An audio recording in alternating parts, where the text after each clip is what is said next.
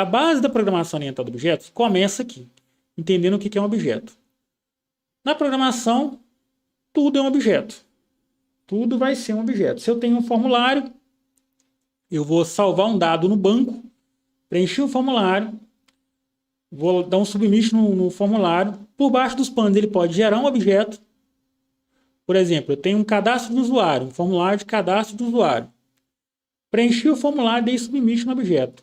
No back-end, ele vai pegar aqueles dados, vai gerar um objeto com aqueles dados, um objeto, por exemplo, usuário, que vai ter um nome, que vai ter um e-mail, que vai ter talvez uma senha, que vai ter uma idade. Então, ele vai gerar um objeto de uma determinada classe com aqueles dados que foram imputados ali no formulário.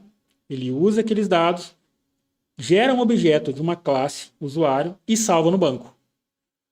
Esse usuário, esse objeto usuário pode ter métodos. Por exemplo, na hora de salvar no banco, eu posso gerar, antes de salvar, quando eu estou criando a classe lá, usuário, que vai gerar esse objeto, eu posso ter lá uma condicional nesse próprio objeto para dizer se ele é um usuário de maior ou de menor, por exemplo, baseado na idade dele. Quando eu vou salvar no banco, o próprio objeto vai dizer se esse usuário é de maior ou é de menor, com base na idade dele, por exemplo.